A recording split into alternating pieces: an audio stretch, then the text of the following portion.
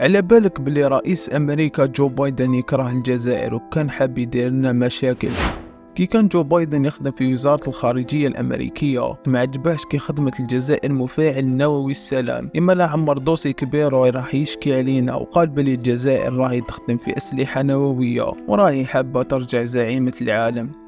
صح مع الأسف الأمريكان ما قيموش كامل، شافوا الدوسي تاعه وفاقوا بلي راه غير يخرب، يما لا قالوا له بلي الجزائر ما راهيش تخدم في النووي وباللي راك غير تخرط. ومن هذيك الضربة وبايدن رجع يكره الجزائر، طلع الجزائر ومن بعد سكتوه بعد توقيع اتفاقية بلي ما كان حتى دولة في افريقيا راح تكسب بالنووي.